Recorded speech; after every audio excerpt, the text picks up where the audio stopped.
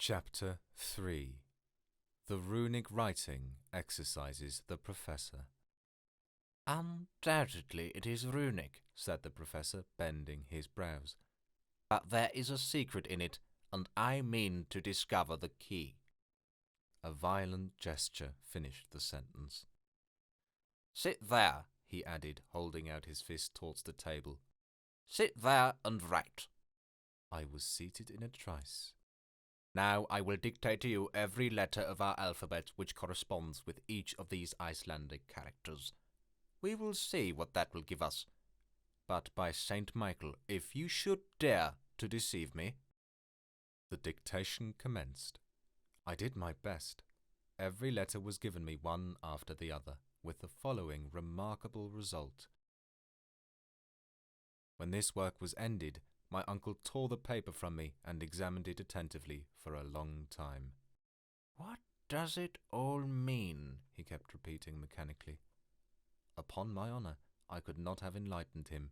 Besides, he did not ask me, and he went on talking to himself. "This is what is called a cryptogram, or cipher," he said, "in which letters are purposely thrown in confusion, which, if properly arranged, would reveal their sense.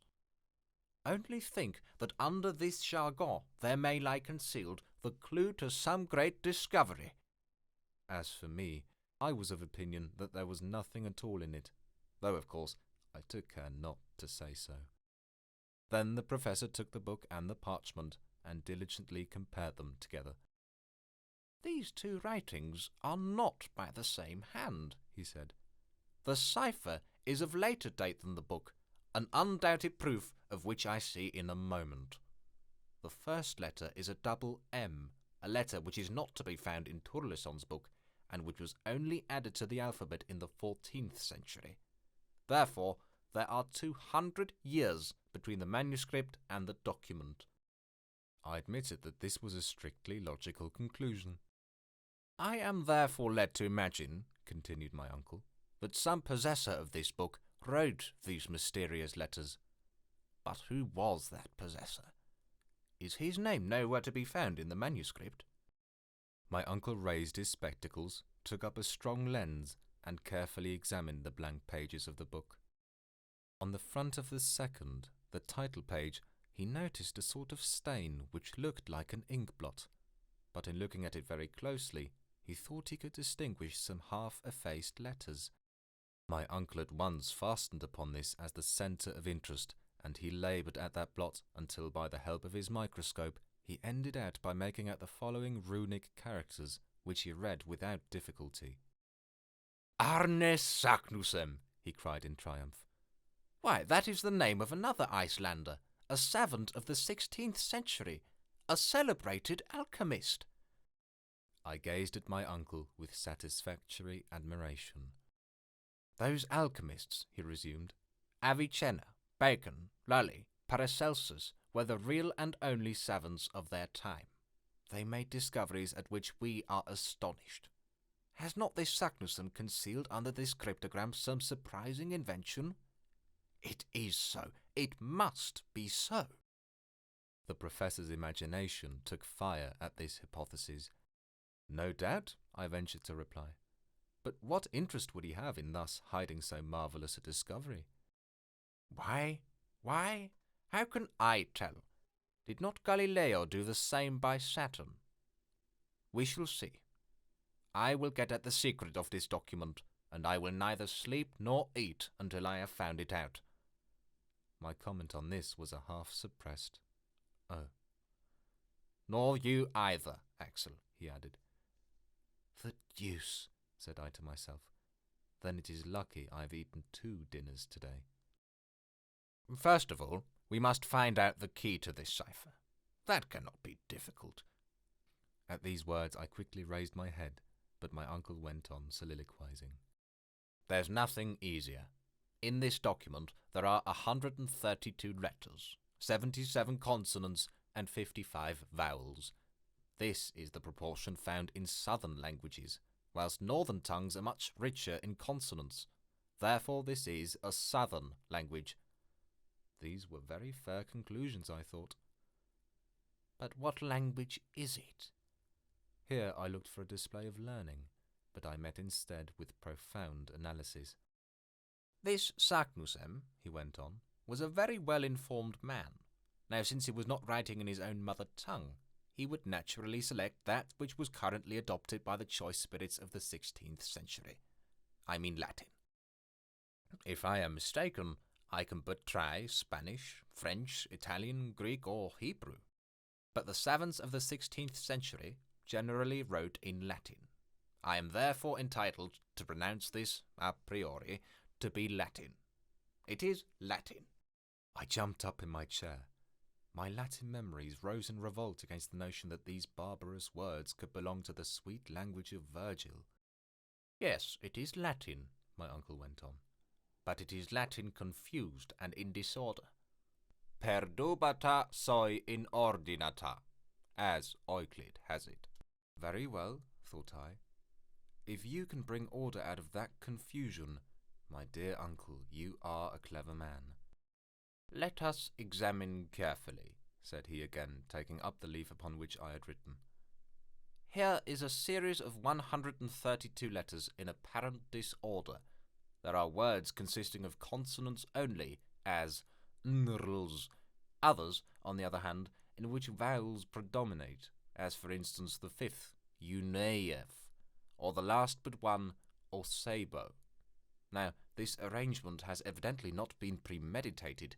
It has arisen mathematically in obedience to the unknown law which has ruled in the succession of these letters. It appears to me a certainty that the original sentence was written in a proper manner, and afterwards distorted by a law which we have yet to discover. Whoever possesses the key of this cipher will read it with fluency. What is that key? Axel, have you got it? I answered not a word, and for a very good reason. My eyes had fallen upon a charming picture suspended against the wall, the portrait of Gräuben. My uncle's ward was at that time at Altona, staying with the relation, and in her absence I was very downhearted. For I may confess it to you now, the pretty Violondaise and the professor's nephew loved each other with a patience and a calmness entirely German. We had become engaged unknown to my uncle, who was too much taken up with geology to be able to enter into such feelings as ours. Gräuben was a lovely blue-eyed blonde, rather given to gravity and seriousness, but that did not prevent her from loving me very sincerely. As for me, I adored her, if there is such a word in the German language. Thus it happened that the picture of my pretty Violondaise threw me in a moment out of the world of realities into that of memory and fancy. There looked down upon me the faithful companion of my labours and my recreations. Every day she helped me to arrange my uncle's precious specimens. She and I labelled them together. Mademoiselle Gräuben was an accomplished mineralogist. She could have taught a few things to a savant. She was fond of investigating abstruse scientific questions. What pleasant hours we have spent in study, and how often I envied the very stones which she handled with her charming fingers. Then, when our leisure hours came, we used to go out together and turn into the shady avenues by the Ulster, and went happily side by side up to the old windmill, which forms such an improvement to the landscape at the head of the lake. On the road we chatted hand in hand. I told her amusing tales at which she laughed heartily.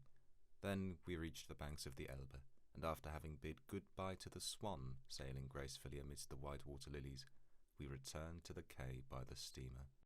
That is just where I was in my dream, when my uncle, with a vehement thump on the table, dragged me back to the realities of life. Come, said he. The very first idea which would come into anyone's head to confuse the letter of a sentence would be to write the words vertically instead of horizontally. Indeed, said I. Now we must see what would be the effect of that. Axel, put down upon this paper any sentence you like.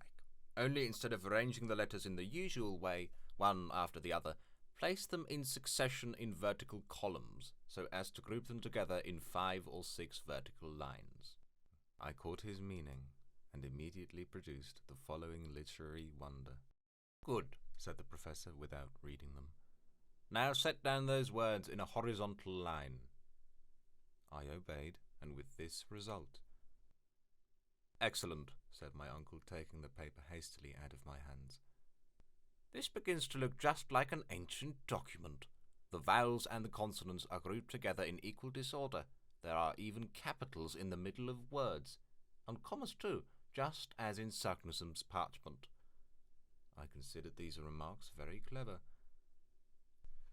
Now, said my uncle, looking straight at me, to read the sentence which you have just written, and with which I am wholly unacquainted, I shall only have to take the first letter of each word, then the second, the third, and so forth. And my uncle, to his great astonishment and my much greater, read, I love you well, my own dear Gräuben. Hallo! cried the professor. Yes, indeed. Without knowing what I was about, like an awkward and unlucky lover, I had compromised myself by writing this unfortunate sentence. Aha! You are in love with Gräuben, he said with the right look for a guardian. Yes, no, I stammered. You love Gräuben, he went on once or twice dreamily. Well, let us apply the process I have suggested to the document in question. My uncle, falling back into his absorbing contemplations, had already forgotten my imprudent words. I merely say imprudent, for the great mind of so learned a man, of course, had no place for love affairs, and happily the grand business of the document gained me the victory. Just as the moment of the supreme experiment arrived, the professor's eyes flashed right through his spectacles. There was a quivering in his fingers, and he grasped the old parchment. He was deeply moved. At last he gave a preliminary cough, and with profound gravity, naming in succession the first, then the second letter of each word, he dictated me the following. I confess I felt considerably excited in coming to the end. These letters, named one at a time, had carried no sense to my mind. I therefore waited for the professor with great pomp to unfold the magnificent but hidden Latin of this mysterious phrase. But who could have foretold the result? A violent thump made the furniture rattle and spilled some ink, and my pen dropped from between my fingers. That's not it, cried my uncle. There's no sense in it. Then, darting out like a shot, bowling downstairs like an avalanche, he rushed into the Königstrasse and fled.